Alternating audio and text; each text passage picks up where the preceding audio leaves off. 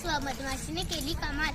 एक होता शेतकरी, तो शेतात खूप कष्ट करायचा। शेताभोवती त्याने झाडे लावली होती, त्या झाडांवर मधमाशी, कोकिळा, खारुताई व चिमणी व कावळा राहत होते। त्या सर्वांची खूप मैत्री होती। एके दिवशी एक मुलगी बाहेर फिरायला गेली। फिरता फिरता ती शेतात पोहोचली। शेतात होती सूर्यफुले, पिवळी धमकत पोळे आणि टवटवीत। मुलगीला फुले खूप आवडली। ती गेली शेतकऱ्याकडे, त्याला म्हणाली, शेतकरी दादा काम करतात सदन कदा करणार का यंदा फुलांचा धंदा? शेतकरी म्हणाला, हो ग बाई, करतो ना फुलांचा धंदा। फुले तोडतो, बिया वाटतो, तेलासाठी बिया पेरतो, सर्वांसाठी कष्ट करतो। शेतकऱ्याचे बोलणे ऐकून मुलगीच्या मनात एक विचार आला। तिने शेतकऱ्याकडून एक फुल घेतले, घरी आली, फुलातल्या बिया काढल्या, काही बिया कोकिळ्याला दिल्या, काही खारुताईला तर काही चिमणीला व कावळ्याला।